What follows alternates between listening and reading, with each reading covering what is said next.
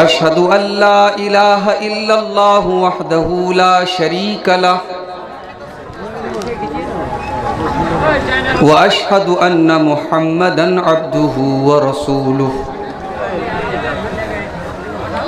يا أيها الذين آمنوا اتقوا الله حق تقاته ولا تموتن إلا وأنتم مسلمون يا أيها الناس اتقوا ربكم الذي خلقكم من نفس واحدة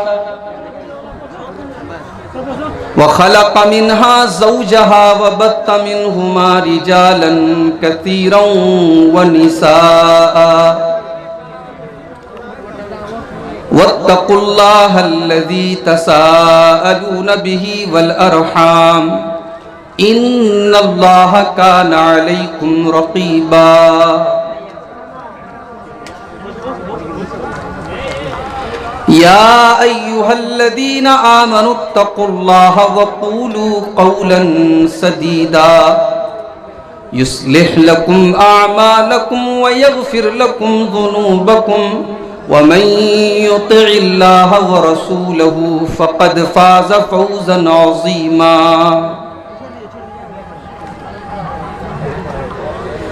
أما بعد فإن خير الحديث كتاب الله وخير الهدي هدي محمد صلى الله عليه وسلم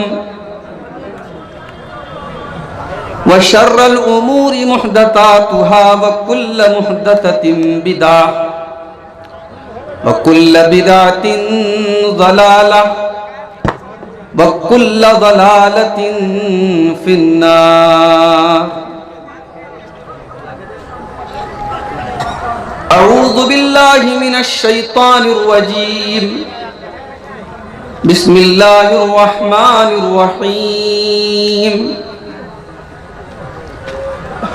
لقد كان لكم في رسول الله أسوة حسنة لمن كان يرجو الله واليوم الآخر وذكر الله كثيرا نبی تو دنیا میں اسی لیے آئے تھے کہ رسموں کو ختم کریں، انسانیت کے کندھوں پر رسم و رواج کی جو بیڑیاں تھی، جو زنجیریں تھیں، اللہ کے پیارے نبی رسم و رواج کی ان بیڑیوں کو توڑنے کے لیے دنیا میں آئے تھے۔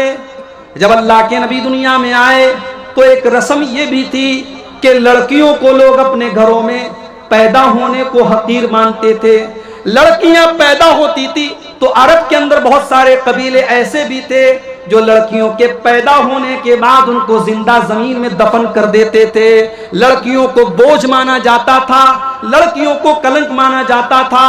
میرے نبی نے آ کر کے یہ تعلیم دی، او بیٹی والو، بیٹی بوجھ نہیں ہے، بیٹی کلنک نہیں ہے، بیٹی تو رحمت بن کر کے آتی ہے، بیٹی تو اپنے باپ کو جنت کا ٹکٹ دینے کے لیے آتی ہے، بیٹی تو اپنے باپ کو جہنم سے بچانے کے لیے آتی ہے۔ اللہ کے نبی نے آ کر کے اعلان کیا، من ابتلیا من هذه البنات شیئا کن لہ سترا من النار۔ اگر کوئی اپنی بیٹی کے ساتھ ایسا ویوہار کرتا ہے، کان کھول کر کے سن لے، یہ جناب محمد الرسول اللہ صلی اللہ علیہ وسلم کا طریقہ نہیں ہے، یہ میرے نبی کی سیرت نہیں ہے۔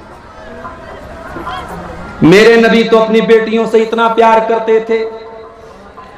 ترمذی کی روایت ہے، اما عائشہ فرماتی ہیں جب اللہ کے نبی کی بیٹی فاطمہ آپ سے ملنے کے لیے آتی تھی، اللہ کے نبی اپنی بیٹی کے استقبال میں کھڑے ہو جاتے تھے، اپنی بیٹی کا ویلکم کرتے تھے اور اپنی بیٹی کے ہاتھوں کو چوم لیتے تھے اور اپنی بیٹی کو اپنے بغل میں اپنی سیٹ پر اللہ کے پیارے نبی بٹھاتے تھے۔ اپنی بیٹیوں سے اتنا پیار کرتے تھے اللہ کے نبی، اپنی بیٹیوں کی آنکھ میں کبھی آپ آنسو نہیں دیکھ پاتے تھے۔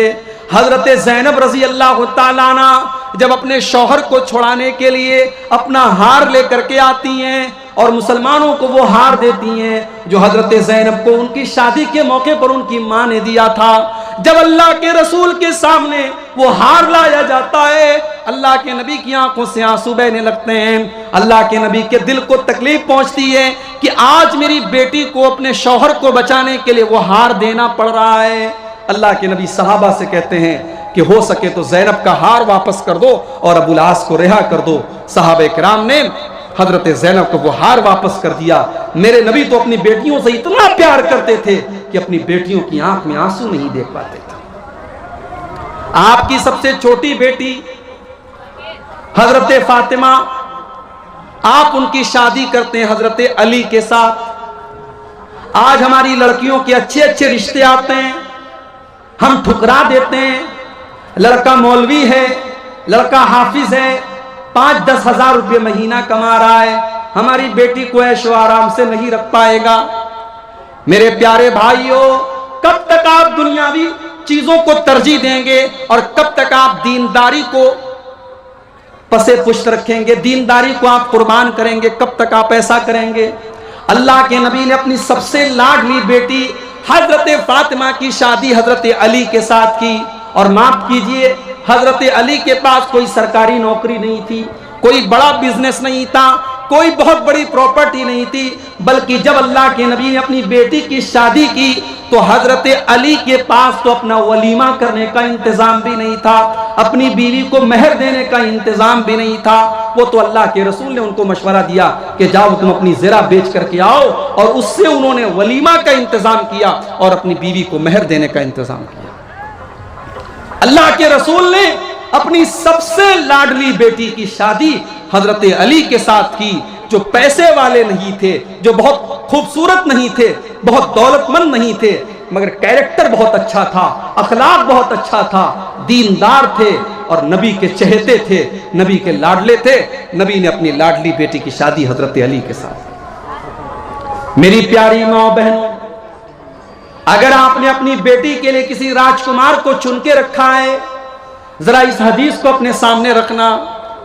حضرت فاطمہ حضرت علی کے گھر میں آتی ہیں اور اتنی غربت کی زندگی گزارتی ہیں کہ حضرت علی کے گھر میں نبی کی لاڈلی بیٹی کو چکی بھی چلانا پڑتا ہے، اپنے ہاتھوں سے سارے کام کرنے پڑتے ہیں۔ حضرت فاطمہ کے ہاتھوں پر چکی چلانے کی وجہ سے نشان بھی پڑ جاتے ہیں، ان کے ہاتھوں پر نیل بھی پڑ جاتے ہیں، نبی کی لاڈلی بیٹی اور اس کے ہاتھوں پر نشان پڑ جاتے ہیں۔ حضرت فاطمہ کو پتا چلا میرے باپ کے پاس، میرے ابو کے پاس کچھ غلام آئے ہیں، کچھ نوکر چاکر آئے ہیں۔ حضرت فاطمہ اللہ کے رسول کے پاس آتی ہیں کہ مجھے بھی کچھ نوکر چاکر مل جائیں، مجھے بھی کچھ سہارا مل جائے، میرے گھر کے کاموں میں میرا ہاتھ بٹانے کے لیے کوئی نوکر مل جائے۔ جب حضرت فاطمہ آتی ہیں، بخاری کے الفاظ ہیں، اللہ کے نبی سے ملاقات نہیں ہوتی، اللہ کے نبی سے ملاقات نہیں ہوتی، تو حضرت فاطمہ واپس چلی جاتی ہیں اور حضرت عائشہ سے کہتی ہیں کہ میرے ابا جان آئے تو ان کو یہ پیغام پہنچا دیجئے گا کہ آپ کی بیٹی آئی تھی اور آپ کی بیٹی کو ایک غلام کی ضرورت ہے، آپ کی بیٹی اکیلی کام کرتے کرتے تھک جاتی ہے، اس کے ہاتھوں میں نشان پڑ گئے ہیں، آپ کی بیٹی کو ایک غلام کی ضرورت ہے۔ شام کو جب اللہ کے نبی گھر آئے، حضرت عائشہ نے پورا واقعہ آپ کو سنایا۔ بخاری کے الفاظ، اللہ کے نبی اسی وقت اپنی بیٹی کے گھر پہنچے، بیٹی کے گھر پہنچے، بیٹی اور داماد اپنے بستر پہ سونے کی تیاری کر رہے تھے۔ اللہ کے پیارے نبی اپنی بیٹی کے بستر پر آ کر کے بیٹھ گئے اور آپ نے فرمایا، اے علی، اے فاطمہ، میرے پاس اتنی طاقت تو نہیں ہے کہ میں تمہیں غلام دے سکوں، میں تمہیں ایک نوکر دے سکوں، لیکن ہاں میں تم کو اس سے بھی ایک بہتر چیز تم کو دے رہا ہوں۔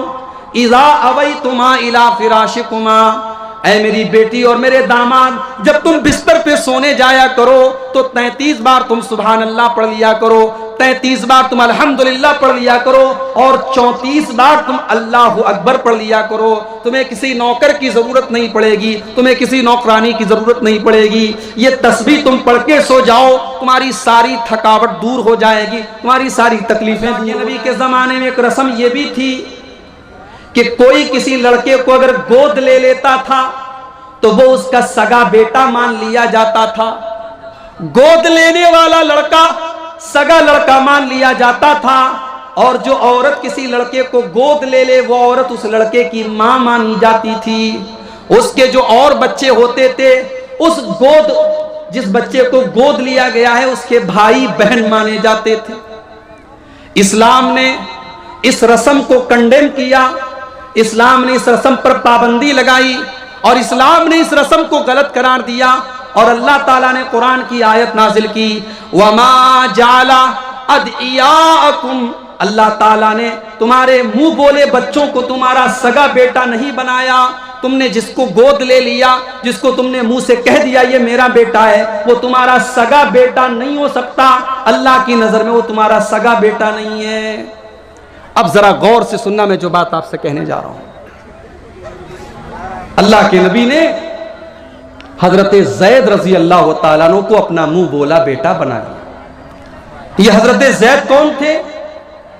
یہ بیچارے اچھے خاندان کے تھے، لیکن ڈاکوؤں نے ان کو بچپن میں کڈنیپ کر کے ان کو غلام بنا کے بیچ دیا۔ اب حضرت زید غلام بن کر کے مکہ میں بک رہے تھے۔ حضرت خدیجہ رضی اللہ تعالیٰ عنہ کے چچا زاد بھائی تھے حضرت حکیم بن حزام، انہوں نے خرید لیا حضرت زید کو اور پھر حضرت خدیجہ کو انہوں نے دے دیا۔ پھر حضرت خدیجہ کی شادی جب اللہ کے رسول کے ساتھ ہوئی تو حضرت خدیجہ نے حضرت زید کو اللہ کے رسول کی خدمت میں دے دیا۔ اللہ کے نبی نے حضرت زید کو اتنا پیار دیا، اتنی محبت دی کہ جب حضرت زید کا سگا باپ اور ان کا چچا جب ان کو پتا چلا کہ ہمارا بیٹا ہمارا بھتیجا مکہ میں محمد کے پاس رہتا ہے صلی اللہ علیہ وسلم، زید کے باپ اور زید کے چچا نے آ کر کے حضرت زید سے پوچھا کہ اے زید، ہم تمہیں اپنے ساتھ لے کر کے جانے کے لیے آئے ہیں، تم غلامی کی زندگی چھوڑ دو، چلو اپنے گھر چلو اور آزاد کی زندگی گزارو۔ حضرت زید جواب دیتے ہیں اے میرے والد اور اے میرے چچا، میں اپنے آقا کو چھوڑ کر کے کہیں جانے والا نہیں ہوں۔ میرا سگا باپ بھی اتنا پیار مجھے نہیں دے سکتا تھا جتنا محمد رسول اللہ نے مجھ کو دیا ہے۔ میں اپنے آقا کو چھوڑ کر کے، اپنے نبی کو چھوڑ کر کے میں کہیں جانے والا نہیں ہوں، میں رہوں گا تو محمد رسول اللہ کے رسول اتنا خوش ہوئے، آپ نے آ کر کے مکے میں اعلان کیا آج سے زید میرا بیٹا ہے اور میں اس کے باپ کے جیسا ہوں اور میری پراپرٹی کا وارث بھی زید بنے گا۔ آپ نے ایسا اعلان کر دیا اور پورے مکہ میں لوگ حضرت زید کو زید بن محمد کہنے لگے۔ اب غور سے سنیے گا جو بات میں کہنا چاہتا ہوں۔ جب قرآن کی یہ آیت نازل ہوئی کہ کسی کو اپنا بیٹا بنا لینے سے وہ سگا بیٹا نہیں بن جاتا، اب اس رسم کو ختم کرنے کے لیے اللہ تعالیٰ نے اپنے نبی کو ایک حکم دیا۔ حکم یہ دیا کہ اے نبی، حضرت زینب رضی اللہ تعالیٰ عنہ جو زید کی بیوی ہیں، جب زید اپنی بیوی کو طلاق دے دیں تو اے محمد صلی اللہ علیہ وسلم آپ زید کی بیوی کے ساتھ طلاق کے بعد جب وہ عدت پوری کر لے تو آپ ان سے نکاح کر لیجیے۔ اللہ کے رسول کو اللہ نے حکم دیا کہ آپ اپنے منہ بولے بیٹے کی متعلقہ بیوی کے ساتھ جو سماج کی نظر میں آپ کی بہو ہے، اپنی اس لڑکی کے ساتھ، اس عورت کے ساتھ آپ شادی کیجیے۔ کتنی بڑی بات ہے۔ آج ہمارے سماج میں اگر ایسی کوئی رسم ہو اور آپ سے میں کہوں کہ اس رسم کو توڑ دیجئے تو آپ کی پیشانی پر بل پڑ جائیں گے، پسینہ آ جائے گا آپ کو کہ اتنی خطرناک رسم۔ اللہ نے اپنے نبی کو حکم دیا کہ اے نبی، جب زینب کی عدت ختم ہو جائے تو آپ کو زینب کے ساتھ نکاح کرنا ہے۔ اللہ کے نبی ڈر رہے تھے کہ میں اگر زینب کے ساتھ نکاح کروں گا تو سماج کیا کہے گا؟ لوگ یہ کہیں گے کہ محمد رسول اللہ نے اپنی بہو کے ساتھ شادی کر لی، اپنی بہو کے ساتھ نکاح کر لیا۔ بڑے غور سے سننا میرے پیارے بھائیوں، محمد رسول اللہ نے کیسے رسم و رواج کو ختم کیا ہے۔ اللہ کے نبی صلی اللہ علیہ وسلم نے حضرت زینب کے ساتھ جب نکاح کیا، پورے مکہ میں اعتراض ہونے لگا۔ لوگ کہنے لگے محمد رسول اللہ نے اپنی بہو کے ساتھ شادی کر لی۔ لوگ کہنے لگے سارے مسلمانوں کو 4 شادی کرنے کی اجازت ہے، محمد صلی اللہ علیہ وسلم نے 5ویں شادی کر لی۔ لوگ کہنے لگے انہوں نے دوسروں کے لیے الگ قانون بنایا اور اپنے لیے الگ قانون بنایا۔ اب اللہ نے قرآن کی آیت نازل کی، سورہ احزاب، ما کان محمد ابا احد من رجالکم ولکن رسول اللہ۔ او لوگو تم میرے نبی پر الزام لگاتے ہو کہ میرے نبی نے اپنی بہو سے شادی کر لی، جبکہ میرے نبی کی اولاد میں کوئی لڑکا نہیں ہے، میرے نبی کسی لڑکے کے باپ نہیں ہے، میرے نبی کی اولاد میں کوئی مرد نہیں ہے۔ آپ کے لڑکے ہوئے، 3 لڑکے ہوئے، لیکن تینوں لڑکوں کا انتقال بچپن میں ہو گیا۔ آپ کا کوئی بیٹا جوان نہیں ہوا، مرد نہیں ہوا، تو اللہ نے کہا کہ محمد صلی اللہ علیہ وسلم جب کسی مرد کے باپ نہیں ہے، ان کی اولاد میں کوئی مرد نہیں ہے، تو پھر ان کی بہو کہاں سے آ گئی؟ لہذا تمہارا یہ اعتراض غلط ہے کہ انہوں نے اپنی بہو کے ساتھ نکاح کر دیا۔